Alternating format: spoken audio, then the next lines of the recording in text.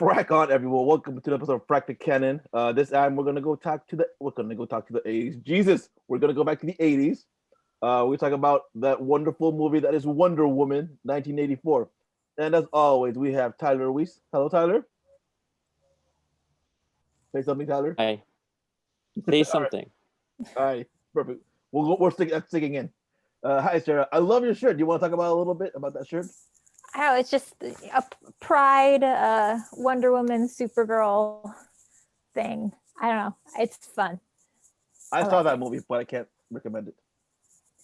Well, I mean, Wonder Woman is a I would say LGBT icon a little bit. So I'm glad to represent.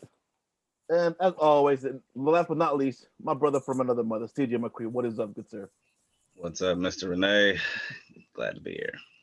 Alrighty, so we're talking about Wonder Woman 84. Let's start with that. So let's start with, I guess, everyone's first initial reactions of this movie. So Tyler, let's start with you. What were your first initial reactions to this movie? So out of the gate in the whole first act, I was actually kind of enjoying it. Like I felt like, oh, this is like super campy, and they're really embracing it. Like the whole 13-minute like Ninja Warrior sequence was a lot of fun. And then it goes to the mall sequence, and like, okay, so they're totally embracing like campiness. So I kind of got the feel like kind of like the Superman Returns, and I'm like, I'm okay with this. Like if you're just gonna have a not high stake movie and just kind of it be campy and fun, cool, I'm on for the ride. But then the second act came, and then it got weird. And then they got in the plane, and they made it visible. The plane, which by the way randomly is fueled up in the museum, ready to be stolen quite easily. And then they made it invisible. Hold on to that thought. We'll touch on that because I don't want to talk about. I do want to talk about that. Yeah, I'll keep going though. But yeah, I'll hold on to that thought. I was just thinking like between each act had an incident which occurred in the movie which transitioned it into something that was worse than what I'm watching. Alrighty. Sarah, your thoughts. By the third act, I'm like done with it. I'm like, this is terrible. Yeah. I watched it a little bit later on. Like I know it was released on Christmas. So by the time I watched it, everyone was like, this is the worst thing. I hate it. So I had really low expectations going in. So when I watched it, I was like, oh, this isn't that bad. Like I'm having fun. This is just a random kind of trashy action movie, but I'm enjoying watching it. So I definitely have some problems like Tyler did with some of the stuff that happened. But I think because I had pre-knowledge of people hating it, that I was able to come in and actually enjoy it, like just because my expectations were so low. And you have said too that you kind of like enjoy kind of like bad movies too. Spider-Man 3. I'm just kidding. It's a gem. Spider-Man 3 is a gem. All right, CJ, your thoughts, your initial reactions too. I'm gonna do the podcast a favor and ignore the last comment that Sarah just said, but no, I'm checking. No, honestly, my initial thoughts were like I didn't hate it, but like that, like when I was searching for other words like to compliment it with, that was like the best thing I could come up with is like, well, I didn't hate it, but no, and I didn't hate it, but it's certainly not a good movie. It's not a terrible movie, you know what I mean? Like I like it better than other, DCEU movies, and I like it better than other, superhero movies, which I would consider like bad per se, but like it was kind of like my knee-jerk reaction. I can't remember the movie that I'm thinking of, but like, what's up? What? You froze for a little bit, like knee-jerk reaction. Gotcha. Yeah. But that was like kind of my knee-jerk reaction, but like I can't remember the movie that I was trying to remember. But there's like certain movies when you watch and you're like, oh, okay, like this weird thing happened. I kind of gotta like let this ride because I don't feel like they're gonna come back and explain this, right? So I kind of gotta like let this ride and just keep going. like, because it's like, oh, what? Okay, I'm just gonna let this slide, you know what I mean? And like Aquaman, that's the movie I was thinking of. Aquaman, where there's just like, but like it's I'm enjoying myself, but there's like a king is like, wait, why is that? Okay, they're gonna go back. You know what I mean? So I'll just let it do its thing. But this movie, there was like those moments kept coming up. You know what I mean? There's like, wait, why are they? Okay, I'm gonna have to let this slide. I'm gonna have to, because they're not gonna come back. So I'm gonna have to just ride because the movie's still moving. You know, and but that's all I can say to that. You know, as far as my knee jerk reaction, I didn't hate it, but you know, there is this perpetual suspension of disbelief if you are to like really get supreme enjoyment out of it. You know what I mean? I second that. My knee jerk reaction when I first watched it, I'm like, this is not as fun as the first one. Like, and even the fight scenes that I thought, well, okay, cool, the fight scenes here, were like the trailers made it look a lot cooler than they really are. Like when she's swinging with the lightning, I'm like, oh, that's all she did. I thought it was gonna be a lot more metal than that. I'm like, you know, she's spider swinging. She did love that too. She was spider swinging through like the mall, through wherever she is, through the lightning. I'm like, what? And yeah, I had issues too with like you said, like, and in the second viewing, I was starting to watch it. I'm like, I kind of understood it, but I think because I knew I had foresight of what they said in the first viewing, I'm like, I think I understand what you're saying, but I'm filling in the gap from what I know before. But I don't think that's kind of what happened, what was supposed to happen, or I interpret it. And then second viewing, I guess the theme of it was like, well, okay, what do you people, guys and gal, thought that the story was like? What was the plot? What was her motivation? What did she need? What did she want? Well, I mean, that's one of the problems I had with the movie is like the opening, the Ninja Warrior scene, I felt was supposed to be like the message that she was supposed to recreate later in the movie. Like that whole story was like, if you cheat, you don't get ahead. And then it was like that was supposed to be the later theme for the movie. I feel like when the final part, she's like, you're cheating. You aren't gonna get what you want. And I felt like that to me was kind of the plot. Like you can't cut corners. You can't, do this, but it didn't seem that strong of a message. I think that it needed to be something different. Like, cause in the opening scene, like I had to go back and think, I'm like, why is this, what's even the message of this ninja warrior thing that I found really hokey. It was because I didn't really see her as cheating. I saw her as she had a misfortune in this trial and then missed something. Like, so like for me, the message is like, make sure you check all the boxes. Like I don't know. That was one of the problems I had. Tyler, it looks like you want to say something. Go ahead. Yeah, I always just I'm just thinking. No, I feel like the theme, the vehicle for the theme of the movie was always presented by the villain, whose name escapes me. I'll just call him the Mandalorian because I forgot his character name, and he was Maxwell Lord. yeah, no, he, great name by the way. He was the vehicle for the theme because he kept communicating basically like you just get what you want whenever you want, so don't take shortcuts. So I guess that was established in the beginning with as Sarah said in the obstacle course thing. And it was a reoccurring theme throughout the movie with Maxwell Lord, and even that though became very vague because he wished for himself to be the stone. For what reason? Why was that necessary? Because he could have just had the stone the whole time. Funny side note on that, he could have turned into the stone and that would have been weird. but yeah, it was just a weird choice by Patty Jenkins there. DJ. It's so undeveloped. I mean, it was hokey. I did have like to comment on what she was saying. Like, I I agree. I mean, I definitely I don't disagree with what she said or with what Tyler said. It's something I saw a criticism someone had to say. It's like, I don't, we can buy as movie goers, obviously we can buy a fair amount of like, BS. All movies are, just unless it's a freaking biopic, and even that has BS to entertain us. But like, there's BS, but like when you start to like step on like the rules of your own BS, then it's like, okay, like what is happening? Like, I don't care that this is about a wishing stone. You know what I mean? Yes, I think that's a little hokey, but whatever. Like when I found out that that's what this was about, like as I'm watching it, I was like, oh, okay, like never seen a superhero movie where they did the like, okay, that's cool. Like I'm on board, Wonder Woman's like magical kind of or whatever, But then it's like, okay, then they show us, which is a cool thing. They show us how this thing works in action, right? They show us, don't tell us. I guess. Strange. I really wish I had a coffee. We're funny. Hey, I got Erica a coffee, but she's out sick. Does anybody want this? What? Yeah, I'll take one. Ooh, hot. Did you see that?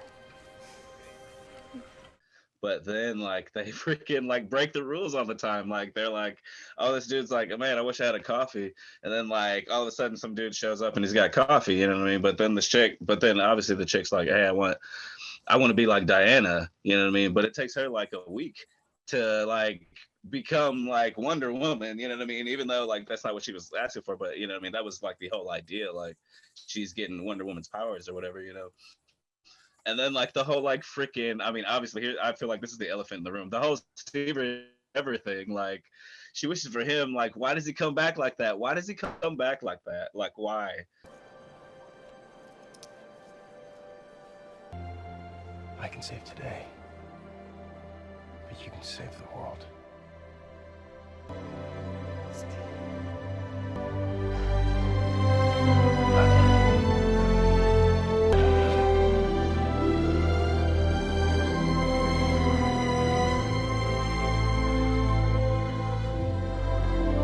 Why does he come back like that? How can I With even some get other over dude. It's funny because I was listening to a podcast about that, and they were saying, so what happened to dude's consciousness? Oh, it was a pitch meeting. So like, so what happened to, what, did he have a wife? Like, does he have kids? Does he have a wife? What's going on with that dude? Like, why didn't she just come back like in his own? Like, I'm like, I didn't even, that's true. Like, that's right. Yeah. Why did he come back like that? Why didn't he just come back on his own, like with his own body? It's like the more I think about that, like there's no like they didn't even lean into that in any particular way either, even. You know what I mean? Like it didn't use it in the movie, you know what I mean? Like it's just like they could have done the same exact thing with him just appearing in as Steve. You know what I mean? If he just appeared as Steve and then like, she kisses him and then goes away and like now his mind's gone or whatever. They could have did the exact same scene without him having someone else's body. Like it's like they didn't even use it in any particular way, and it doesn't make sense, like unless there's like some deleted scene where that guy just saw Wonder Woman and is like, man, I wish I could bang that chick, because they totally banged. All right, they totally banged, totally joint group rape dude that had no that had no consent or anything. But like, got over that if it's just like, okay, he's Steve back, because nukes could appear, a random freaking wall in Russia can appear, but like now Steve has to get into this other dude's body though for no friggin' reason. I don't know. Well, Yeah, what if No, you go. Oh, I was just say, what if like Wonder Woman got pregnant, like, and then Steve Trevor goes away. Now who's responsible for that child? Just saying. I mean, did that child still stay though? Because like everybody renounced their wishes. Isn't that child the result of that? Hey man, you can't be unfracked once you've been fracked. Well, and she didn't have relations with a ghost. It was a real person. Yeah, it was just it was some random dude who just who Steve took over his body, which I'm like, I didn't think about it, but after listening and watching, I'm like, that is weird. Because they talk about it like, yeah, this guy's kind of messy. This guy has a lot of pictures of himself. I'm like, all right, but what about his life? Like, what about his job? Does he still have a job? Like, what about does he support his family?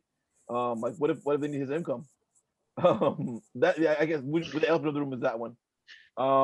Yeah. Because I was watching. So in the second viewing, I'm trying to watch it. I'm trying to figure out. I'm trying to. I think TJ will tell you this. I'm trying to always find a metaphor or a message in the movie, and I think that there's two. Like one of them was that it's like Diana's love, like she needed her, like she wanted her love, but she couldn't have it because she had to be Wonder Woman. She had to sacrifice herself, and her wish was her cutting corners in a weird way. But she's like, I can't, like, because even if she wasn't healing as fast, she was getting weaker. Like even we saw that when she's in Egypt for no reason. They went to Egypt for no reason at all. That made no sense to me. Um, and then what else?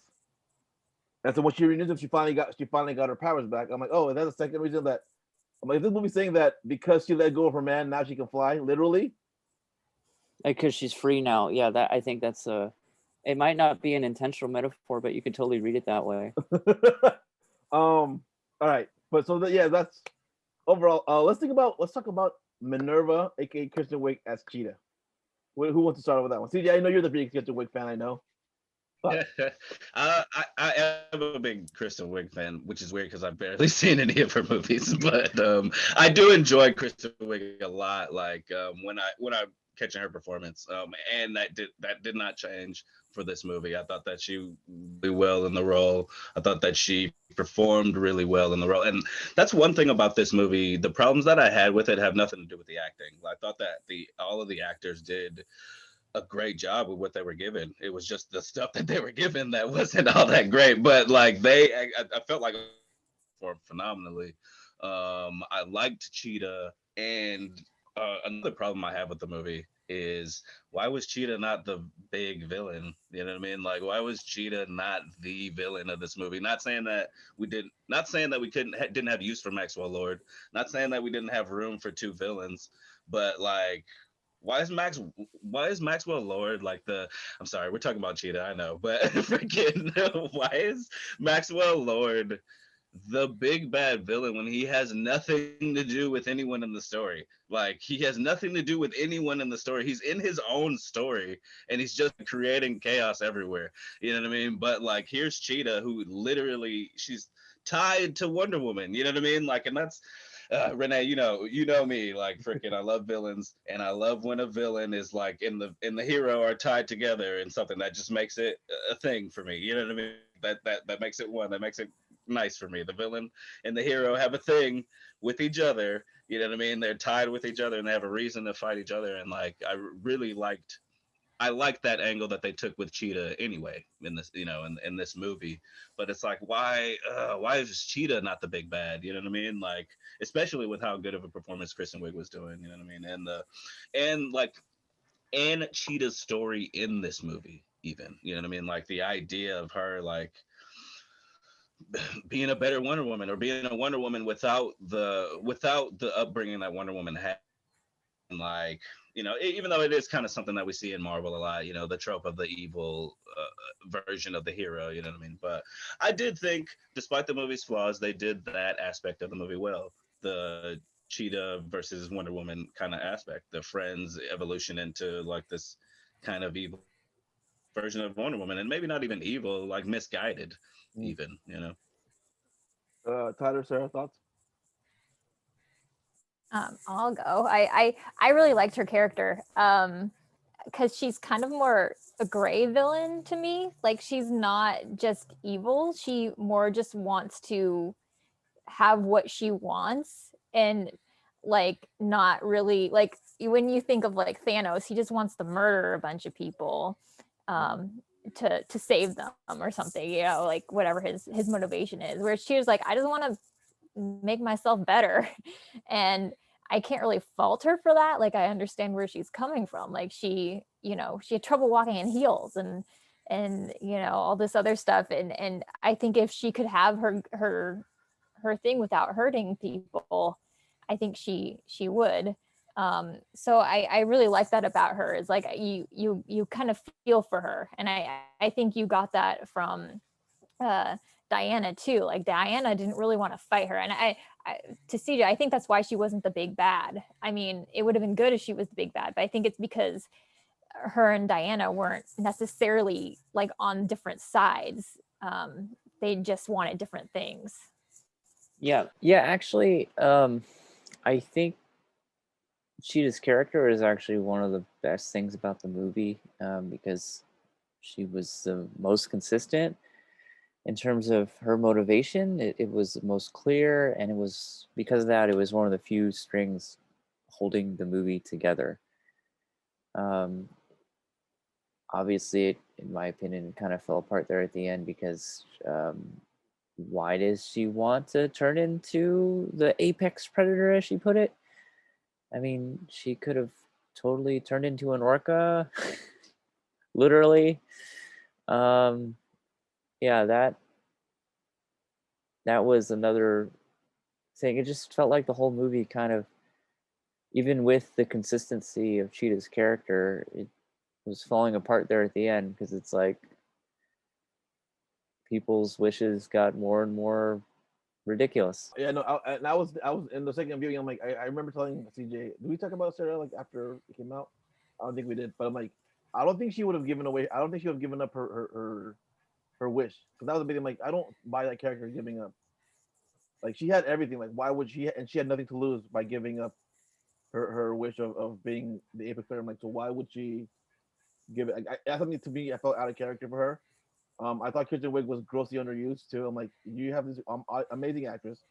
You have one of the most famous villains ever too, and like, she really like doesn't really do much in my opinion. I thought she was amazing. I thought when she's kicking ass and when she's running around with Cheetah as Cheetah, but that was awesome. But I'm like, I don't know why she's in this movie. Like, I don't know why we need her. Period.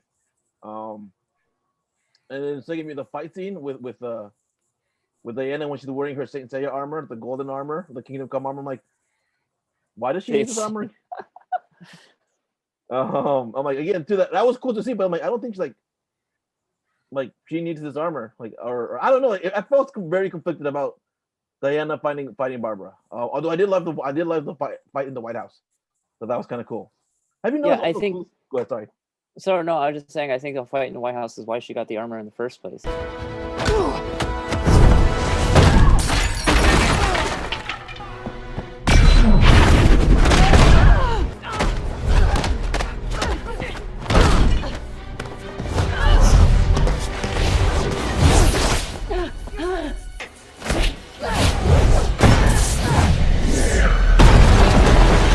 Oh, I hear what you're saying. She's like, I'm not invulnerable anymore. But wait, okay. A question to that, Tyler, because like there was a question that I had watching that movie. When she got the armor back, like, she had renounced her wish. Did she not have her powers back when she was wearing the gold armor? That's a good point. Yeah, and that's one of those very major, huge, vague things in the movie is, like you mentioned with Chris Wigg's character, like Cheetah earlier, it took her like weeks for her to get her powers. So I don't know if it would take a woman a long time for her to get her powers back right away. It's like the whole thing. What is it? Right, like, because one thing, like, I was like, and I was mistaken as we got to the end of the movie, like, because one thing I was thinking was that Wonder Woman's powers were leaving her and going into Cheetah. Like, that's what I was thinking as I was watching the movie. But like the end, and it's like they're both fighting each other full power. You know what I mean? Like, so they both have powers. You know what I mean? Like, Cheetah was just getting Wonder Woman's powers. She wasn't getting them from Wonder Woman. Wonder Woman was using them because of like her wish, I guess. You know what I mean? And I say I guess because I guess like, I don't know, but that's what it seems like.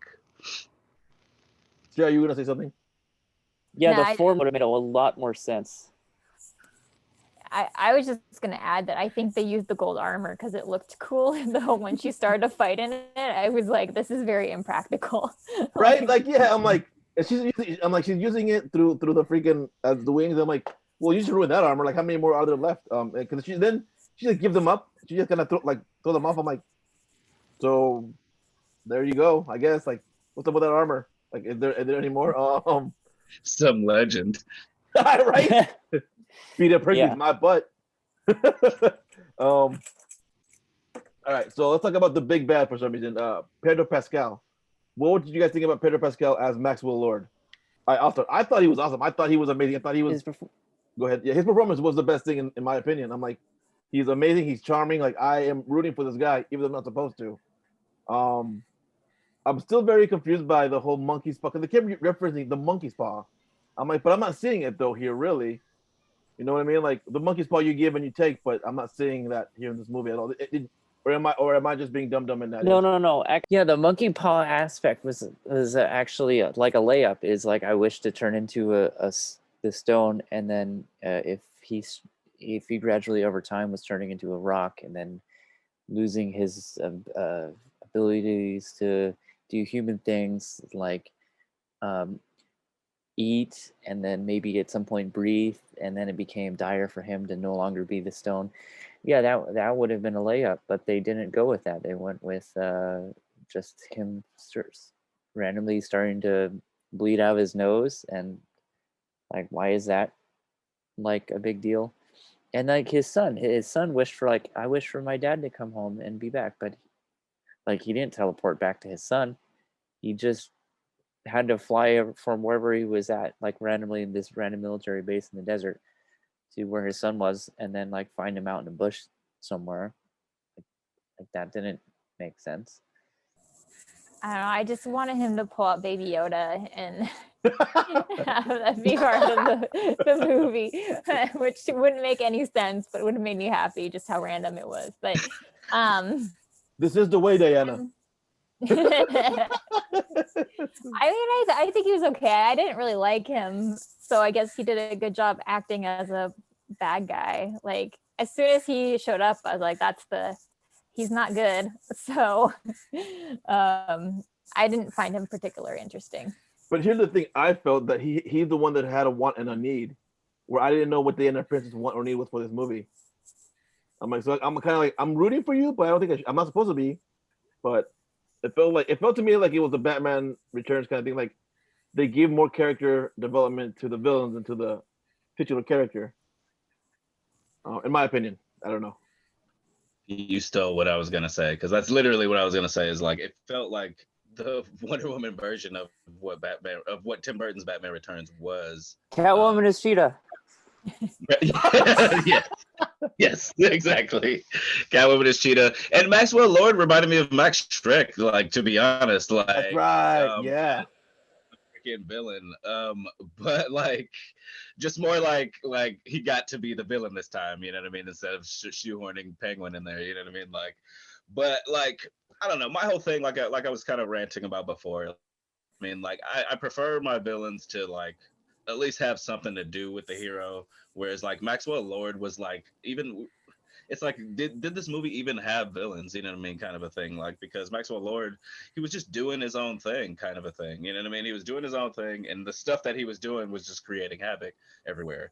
But yeah, I feel what Tyler was saying about the whole, like, you're doing monkey's paw, but you know, he doesn't get the ramifications of the monkey's paw kind of thing, you know what I mean? And then, you know, you have that thing where it's like show don't tell, and that's better. But all of his stuff, all of his powers became at the end like kind of like tell not showing, because he's like starting to talk it out for us then, you know what I mean? Like I said on the other episode, well, he's anime explaining what he's doing now, you know what I mean? He's like, oh, you want riches, I'll give you riches, but I'll take your lungs, man, you know what I mean? And it's like, it's all this stuff that like we're hearing now, and we're not seeing any of this, we're just imagining, oh, I guess he's got new lungs in there now, you know what I mean? And what he's psychic powers too, to like stop Wonder Woman from getting to him, I guess. Like, what? Maybe because this is the DC universe, I can believe he got that ability, I guess. This thing, that just stuff I'm going with now that the movie's giving me. They're not explaining anything now. They're just like, oh yeah, she can't walk, you know what I mean? Like, because he's standing in the satellite thing, I guess. You know, and there's wind now, you know what I mean? Like, I don't know, but yeah. But I don't know. I like, to be honest, like I guess to really answer that question, as far as Maxwell Lord, I guess I said it before. I prefer Cheetah. I wish they had went with Cheetah, and maybe Maxwell Lord was just kind of messing with the background, or was like a secondary villain. You know what I mean? Like, or even just was Cheetah's lackey. Even, you know what I mean? Like, I don't know. Like, so who cares? Or he started doing his thing, and Cheetah.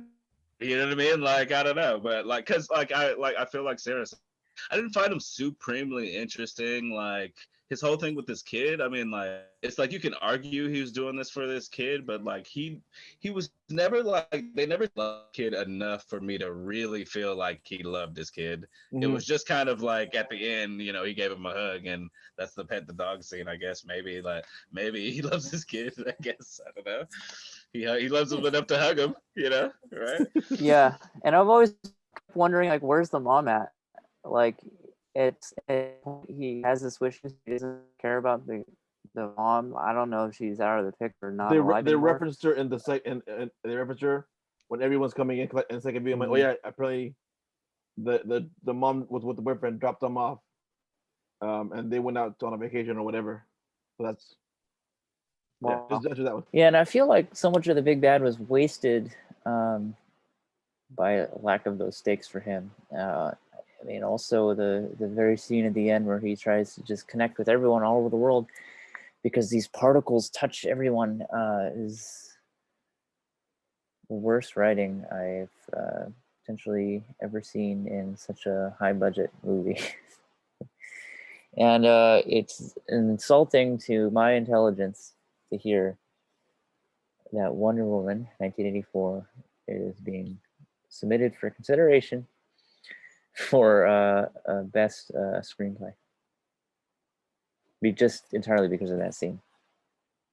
All right. So final thoughts. Any final thoughts? Final comments? Hey, I really liked that scene in the freaking in the desert or whatever, the car chase scene or whatever. I thought that was pretty rad looking.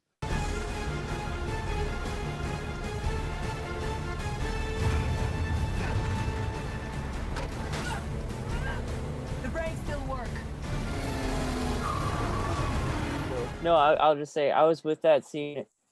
So like the bullet is going at Steve Trevor, and she reaches back and like the lasso catches the bullet, and then throws it off. But it's from a machine gun, so it's just one bullet out of how many? So what difference does it make? Your favorite moment? My favorite moment? Oh God, I think when Steve Trevor is picking out his outfit. And he has all the different silly 80s outfits because I was cracking up. I think we can do better. Pockets in this. There are pockets here, there are pockets all over the pant. Does everybody parachute? You know what? I'm ready to go. Right? No, A good way or a bad way? Right? in a bad way. Huh. Beautiful. Yeah. Who would wear this? See these shoes? Keep the shoes. Let's keep the shoe. Yes. Let's keep the shoes. Yes. What was your favorite outfit that he picked before he? Anything with a fanny pack, like. All right, CJ, and you said CJ, you said you're seeing already. Oh, I already said. That was actually some of my favorite stuff too in the movie of Steve Trevor discovering the 80s. And something I think Patty Jenkins really excels at is those action montage 80s scenes. And she, for example, like in World War One, the first Wonder Woman, there's that dress-up scene of Diana Prince, and that was in my opinion, one of the best scenes of that movie. Yeah, and I really enjoyed watching Steve Trevor and discover the future, and the scene him in the museum when he's like looking around and stuff. Yeah, that was my favorite scene there. My favorite scene, I would have to say, is I don't think I have one. No, the only thing that kind of bugged me, that threw me out of it too, was when she makes the invisible jet. I'm like, this is the dumbest origin story I've ever seen. We don't need this origin story. But that was it. It's not as dumb as Han Solo getting his name in Solo. I forgot about that too. A second dumbest scene then. Alrighty. So we'll see you same fracking time, same fracking channel. Thank you for joining us. Don't forget to like and subscribe. Frack off.